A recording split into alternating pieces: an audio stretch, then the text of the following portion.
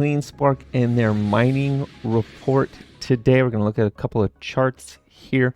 We're going to look first at the economic calendar, and we'll also talk about Bitcoin.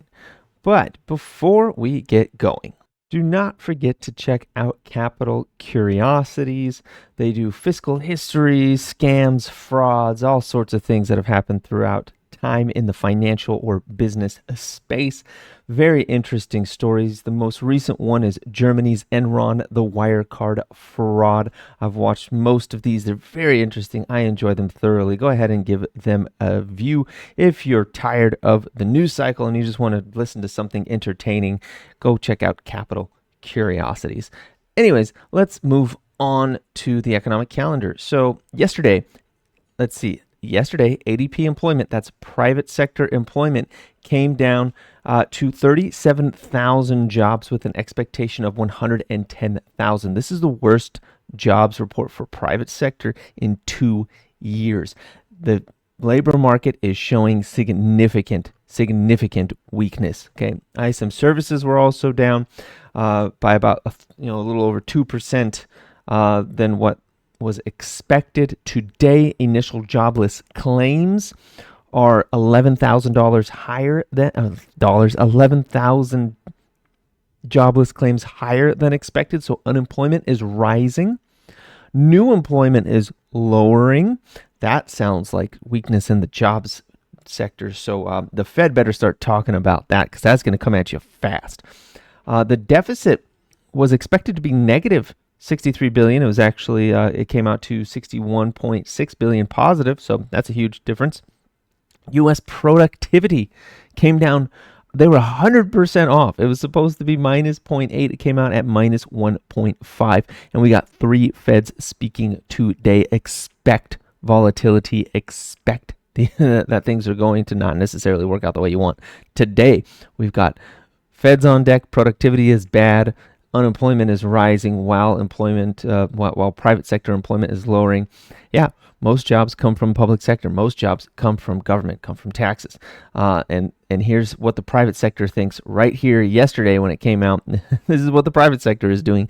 It came out to about a third of what the expectation was. 1/3 of what the expectation was for jobs, for new jobs. So yeah, I feel bad for anyone looking for a job right now. It is rough. Now let's go take a look at CleanSpark. So I got this up at ChatGPT here. I had it summarized thing. I mean, it was only like a 2-page thing, but I wanted it to make some charts and stuff too. Anyways, so they're not at 50 exahash yet. They're actually at, let me go here. They're actually currently at 45.6. They're expecting to hit 50 exahash this month. That's very exciting. They're hitting their targets. Pretty cool. All right. Bitcoin holdings, they have 12,502. That has grown so much over the last year. Amazing. Their efficiency is 16.71. They're one of the most efficient miners out there. They produced 694 Bitcoin last month, and they have 987 megawatts of power under their contracts. All right, that's the big thing. Okay, they sold 293.5 Bitcoin at a price of about 102,000. So not too far off the top. They're about 10% under the top. Pretty cool. They mined 694, but they sold half of that. Okay, but that's good largely because that means that they're not diluting right now. And dilution has been the reason that we cannot reach those expected values that you saw in the When Moon videos I did last year. But I also did another video later on, a follow-up to those, talking about the dilution and how that was the biggest threat to our wealth in these stocks. And it has been and continues to be. And the fact that CleanSpark is now selling Bitcoin instead of diluting is actually a little bit, it's comforting a little bit right now. Now that does mean that they think that we're close-ish to some sort of top, maybe not at a top, but maybe we got 30-40% to go, but we don't still have 300% upside like they saw a year ago, which is why they were diluting instead of selling their Bitcoin. Okay, keep that in mind. They are expecting this year to hit 60 exahash, amazing, under their own managed infrastructure. So that's pretty cool. That's pretty great. I had it screwed up some charts, but here we go. So we got their HODL year over year. HODL back in 2021, they had less than 2,000 Bitcoin. And in under 4 years, They now have over 12,000. They more than 10x'd their Bitcoin holdings in less than 5 years. That's pretty cool. Their exahash, look at this. In 2023, it started taking off like it was going in a linear line, and then it went parabolic, right? Boom. And we went from 2024 to 2025, we went from just over 20 exahash to nearly 50 exahash now. That's pretty great. They're on track. That's great. That's what we want to see. Bitcoin mined month over month lately. It's been on average, not too bad since the beginning of the year. It's pretty close to over 600 every month. This month was the best. Pretty great because you can see that reflected in their exahash growth. All right. Their efficiency month over month lower is better, so they've been getting more and more efficient. It was faster at first, now it's starting to become more marginal, but that's to be expected with that. You can't, get down to 0 on this. It's not going to happen, but getting as close to 16 as you can is fantastic. And that's about it for the binding update for CleanSpark. It's looking pretty good. Now, what's going on with the chart here for CleanSpark? So we got a bit of a bottoming candle down here. We got a couple of dojis for 2 days, and now we're bouncing off of that. Now we're coming down a little bit. I'm assuming that's because Bitcoin's up. I don't know why it's coming down a little bit right now. The warrants are up 5% though. That's pretty great. We do have to fight this 200-day moving average. Okay, let me get the volume profile in view. Great. See all this volume over here? See how there's not a lot of pockets in it? Like if we get above 964, there is kind of a pocket up to 1079, and then there's kind of a pocket up to 1166. It really only starts to loosen up after we get over 12 bucks. We really got to get above 12 bucks. How are we going to get above 12 bucks? Well, let's go down here to the volume bars at the bottom. You see these down here at the bottom. See this red one, this big red one that's bigger than all the ones around it, aside from this one back here. But we already got above that price, so we're not looking at that. Just right here, boom, this one right here. It's bigger than all of its buddies. It's bigger than all of its buddies by, let's see, what's the next closest one? By about 8 to 10%. Great. All right, that doesn't sound like a lot, but it's a lot when it comes to the volume. So this is the one to conquer. This white candle here, that corresponds to that white candle. That is the one to conquer. So we really, ideally, we got to get above $11 before we're going to have any shot at 12 bucks. I know that sounds like common sense. Yeah, you got to go to 11 first, then 12. But this is really the inflection point right here, that $11 mark. This candle right here. So we close a candle above $11. $11.07. Already have one there. Haha. We close a candle above $11.04. And we open and close another one over that level. That is the signal that we are going up to 12. Okay, or that we are going to actually have a shot. And let's see this other red bar popping out here? That's the next biggest one above. Then once we're above 12 bucks, then we have to fight through 1240, 1250. All right, we gotta fight through 1250. And then let's see what's the next one. The next one is right here, and that one's even slightly bigger than the other one, and that is, boom, a fight at 1334. So that's what we got to do on CleanSpark until we, like, every single one of those levels is going to be a significant fight. But you can see the VX trender is looking better. The RSI is in a good place on the daily.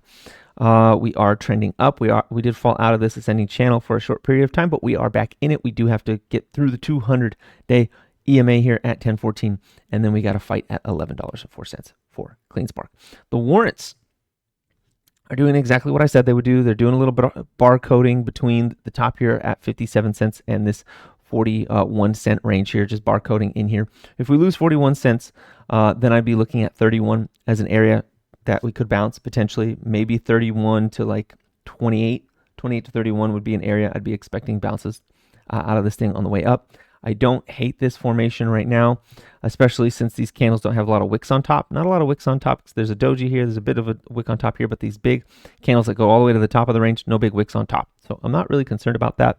And I do feel like once we get through that 56 cent range, that 72 is going to quickly come, and then possibly 82. And then from there on, we'll scale up from there in terms of price. We did need to cool off, so it is happening.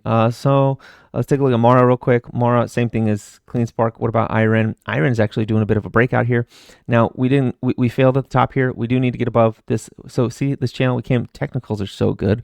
Right onto the top of the channel, failure. All right, we need to break through that. We got to break through this thing. Here, let me get a thing. We gotta break through this and then come back, test it from above, and then go. Or conversely, just shoot right through it like it's not even there. That's what we need to see out of IREN. It's getting there. It's at the edge. We'll see it come soon. Oh, ASML, blah, blah. ASML is got a big move. I'm going to have to look at that here later. Okay, yeah, I don't only look at Bitcoin miners, everyone. And we will be shifting away from those by the end of the year here because these things are going to crater pretty hard at the end of the year. Bit Digital. I mentioned Bit Digital, that this little flag here would move up. We got the 200-day moving average on our way at 278.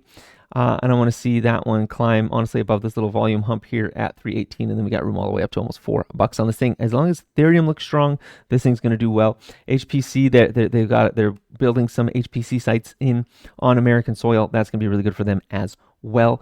Bitfarms continues to underperform. This is actually looking like a bear flag right here. I actually really hate this. This looks a lot like a bear flag, like it wants to go even lower. So that tells me that Riot might not have sold all their shares in this spill here. And that as soon as we get under 88 cents, we're probably going to drop another 10-12% on this bad boy here. Let's see. And that would take us to what? Like 79 cents, maybe 77 cents, something like that on Bitfarms before we get a chance to go up. This is also looking very much like a head and shoulders. And if we get underneath that neckline, which is like 87, 88 cents, then we come to the bottom of it, which is going to be that 77 cents range. Okay, so that is great. Oh, crap. UNH did something bad. I'm going to have to look at that as soon as I'm done talking here. Is there anything else of note happening right now? No. All right, we got to go to Bitcoin. Why Bitcoin? Because this is the one that matters. All right, so we're watching this very closely. This is looking more and more like a head and shoulders every single day that we do not break back above $106,000. I don't like that at all. This concerns me. I would like to see it's climbing this, so I'm not scared yet. It's got to go under $102,000, and then it will crater down to about 95. All right, so that's going to be from current values. We're looking at maybe even as low as 93. We're looking at an 11% haircut, which we know with the miners is going to be like a 25 to 30% haircut. Okay, so be ready for that if it happens. Now, Bitcoin is very, very good at, let me get rid of that. Bitcoin's very, very good at looking bearish and going bullish. So I'm not too concerned yet. I do like these flat periods tend to be followed by explosive moves. Now, this does look very much like a head and shoulders. Is there anywhere we've seen a head and shoulders where it went the other way? Not really, but it can sometimes very quickly go back the opposite direction soon after. Let me see. No, I don't really see any head and shoulders that went the other way without going the expected direction first, at least not in this recent cluster. Yeah, no. So I would expect 95 to 93,000, maybe even $90,000 to get tapped, that 200-day moving average possibly to get touched. And that would be a huge spill on, whoops, sorry about that. That would be a huge spill on the miners. Anyways, yeah, that's all I've got for you today. Please like, comment, subscribe, share this video. Check out the Trade Cave store, link in the description, as well as the channel bio. Don't sleep on capital curiosities, and have a profitable day.